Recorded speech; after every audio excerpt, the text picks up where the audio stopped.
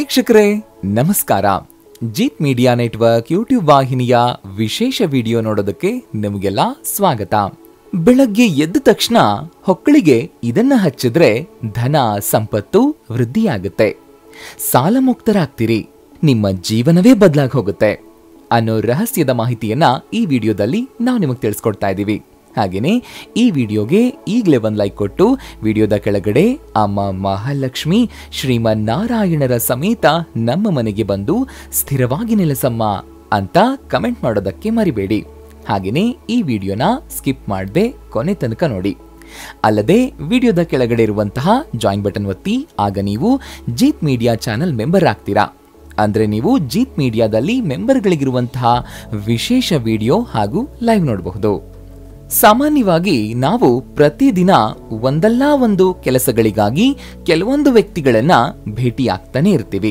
ಕೆಲವರಿಂದ ನಾವು ಕೆಲಸವನ್ನ ತೆಗೆದುಕೊಂಡ್ರೆ ಇನ್ನು ಕೆಲವರಿಗೆ ಕೆಲಸವನ್ನ ಕೊಡ್ತೀವಿ, ಅಥವಾ ನಾವೇ ಏನಾದ್ರೂ ಬಿಸ್ನೆಸ್ ಕೂಡ ಮಾಡ್ತೀವಿ. ಇಂಥ ಸಂದರ್ಭದಲ್ಲಿ ನಾವು ಕೈ ಹಾಕಿರೋ ಎಲ್ಲಾ ಕೆಲಸಗಳು ಯಶಸ್ವಿಯಾಗುತ್ತೆ ಅಂತ ಹೇಳೋದಕ್ಕೆ ಖಂಡಿತ ಸಾಧ್ಯ ಇಲ್ಲ.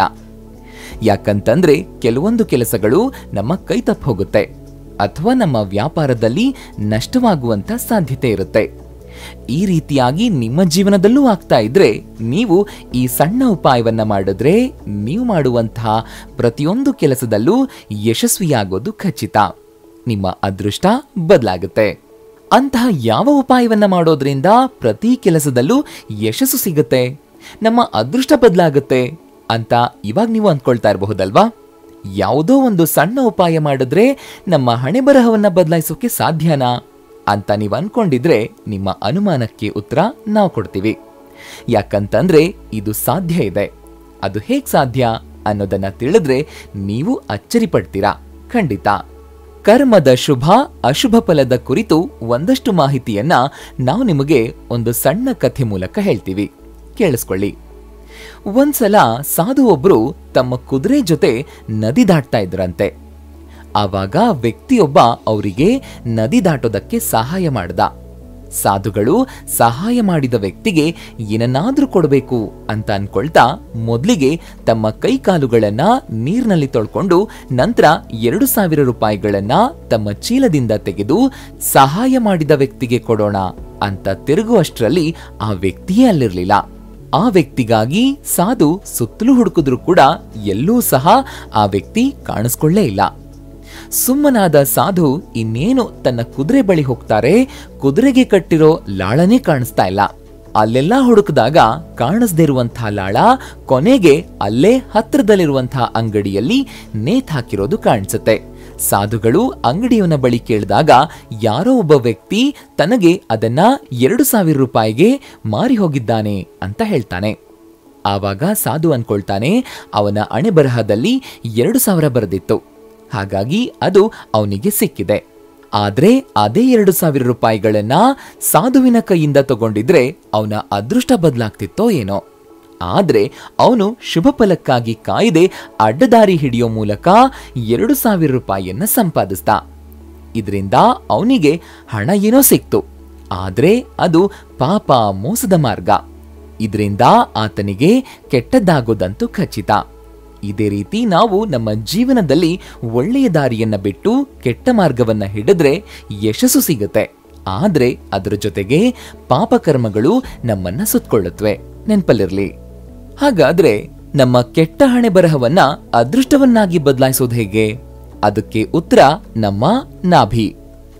ನಾಭಿ ನಮ್ಮ ದೇಹದ ಒಂದು ಮಹತ್ವವಾದ ಅಂಗ.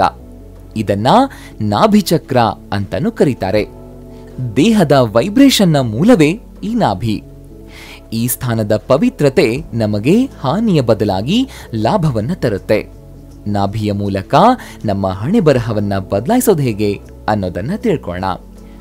ನಮ್ಮ ರಕ್ತ ಪರಿಚಲನೆ ಅಂದ್ರೆ ಯಾವುದನ್ನ ನಾವು ಬ್ಲಡ್ ಪ್ರೆಷರ್ ಅಂತೀವೋ ಅದು ನಮ್ಮನ್ನ ಒಳ್ಳೆಯದು ಅಥವಾ ಕೆಟ್ಟದ್ದರ ಕಡೆಗೆ ಸೆಳೆಯುತ್ತೆ. ಒಂದು ವೇಳೆ ನಮ್ಮ ದೇಹದಲ್ಲಿ ಪಾಸಿಟಿವ್ ವೈಬ್ರೇಷನ್ ಹೆಚ್ಚಾದ್ರೆ ದೇಹದಲ್ಲಿ ರಕ್ತ ಪರಿಚಲನೆ ಕೂಡ ಚೆನ್ನಾಗಾಗುತ್ತೆ. ಇದರಿಂದ ನಮ್ಮ ಆಲೋಚನೆಗಳು ಕೂಡ ಚೆನ್ನಾಗಿರುತ್ತವೆ.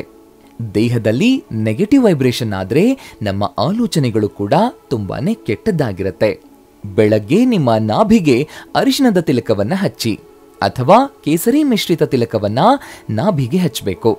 ಇದರಿಂದ ಪಾಸಿಟಿವ್ ವೈಬ್ರೇಷನ್ ನಾಭಿ ಕಡೆಗೆ ಆಕರ್ಷಿತವಾಗುತ್ತೆ. ಇದರಿಂದ ನಿಮ್ಮ ದೇಹದಲ್ಲೂ ಪಾಸಿಟಿವ್ ಎನರ್ಜಿ ಹೆಚ್ಚುತ್ತೆ. ಇದರಿಂದ ಗುರುಗ್ರಹ ಕೂಡ ಪ್ರಬಲವಾಗುತ್ತೆ. ಇದಲ್ಲದೆ ನೀವು ಹಾಲಿಗೆ ಅರಿಶಿನ ಬೆರೆಸಿ ಸೇವಿಸಬಹುದು ಅಥವಾ ನಾಭಿಗೆ ಅರಿಶಿನ ಹಚ್ಚೋದ್ರಿಂದ ನಿಮಗೆ ಜೀವನದಲ್ಲಿ ಹೆಚ್ಚಿನ ಲಾಭ ಸಿಗುತ್ತೆ. ನೀವು ಯಾವ ಕೆಲಸ ಮಾಡಿದ್ರೂ ಕೂಡ ಅದರಲ್ಲಿ ಯಶಸ್ಸನ್ನ ಪಡ್ಕೊಳ್ತೀರಿ. ಅಷ್ಟೇ ಅಲ್ಲ, ಗುರುಗ್ರಹ ಕೂಡ ಉಚ್ಚ ಸ್ಥಾನದಲ್ಲಿರುತ್ತೆ. ನೀವು ಎಲ್ಲೇ ಹೋದ್ರೂ ಏನೇ ಕೆಲಸ ಮಾಡಿದ್ರೂ ಕೂಡ ಎಲ್ಲಾ ಕಾರ್ಯದಲ್ಲೂ ಸಫಲತೆಯನ್ನ ಪಡಿತೀರಿ. ನೀವು ವಿಶೇಷವಾಗಿ ಗಮನಿಸಬೇಕಾದಂತಹ ವಿಷಯ ಏನ್ ಗೊತ್ತಾ? ನಾಭಿಗೆ ಅರಿಶಿನ ಚಂದನ ಹಚ್ಚುವ ಕೆಲಸವನ್ನ ನೀವು ಬೆಳಗ್ಗೆ ಎದ್ದು ಸ್ನಾನ ಮಾಡಿ ಶುದ್ಧರಾಗಿ ಮಾಡಬೇಕು. ನೀವು ಇದಕ್ಕಾಗಿ ಯಾವುದೇ ರೀತಿಯ ಅರಿಶಿನವನ್ನ ತಗೊಳ್ಬಹುದು. ಅದನ್ನ ಮೊದಲಿಗೆ ಒಂದು ತಟ್ಟೆಯಲ್ಲಿ ಹಾಕಿ ದೇವರ ನಾಮಸ್ಮರಣೆ ಮಾಡಬೇಕು. ನಂತರ ಅದನ್ನ ದೇವರ ಕೋಣೆಯಲ್ಲಿ ದೇವರ ಮುಂದಿಟ್ಟು ಎಲ್ಲಾ ದೇವಾನುದೇವತೆಗಳನ್ನ ಪೂಜಿಸಬೇಕು. ನಂತರ ಅದೇ ಅರಿಶಿನದಿಂದ ನಿಮ್ಮ ದೇವರ ಕೋಣೆಯಲ್ಲಿರುವ ಎಲ್ಲಾ ದೇವರಿಗೆ ತಿಲಕವನ್ನ ಹಚ್ಚಿ ನಂತರ ಅದನ್ನ ಒಂದು ಡಬ್ಬಿಯಲ್ಲಿ ಹಾಕಿ ತೆಗೆದಿಡಿ. ಇದೇ ಅರಿಶಿನವನ್ನ ಪ್ರತಿದಿನ ನಾಭಿಗೆ ಹಚ್ಚಬೇಕು. ಈ ನಿಯಮವನ್ನ ಸರಿಯಾಗಿ ಪಾಲಿಸಿದ್ರೆ ನೀವು ಕೈಗೊಂಡ ಎಲ್ಲಾ ಕಾರ್ಯದಲ್ಲೂ ಸಫಲತೆ ಸಿಗೋದು ಗ್ಯಾರಂಟಿ. ಬೆಳಗ್ಗೆ ಎದ್ದ ತಕ್ಷಣ ಹೊಕ್ಕಳಿಗೆ ಇದನ್ನ ಹಚ್ಚಿದ್ರೆ ಧನ ಸಂಪತ್ತು ವೃದ್ಧಿಯಾಗುತ್ತೆ. ಸಾಲ ಮುಕ್ತರಾಗ್ತೀರಿ. ನಿಮ್ಮ ಜೀವನವೇ ಬದಲಾಗಿ ಹೋಗುತ್ತೆ.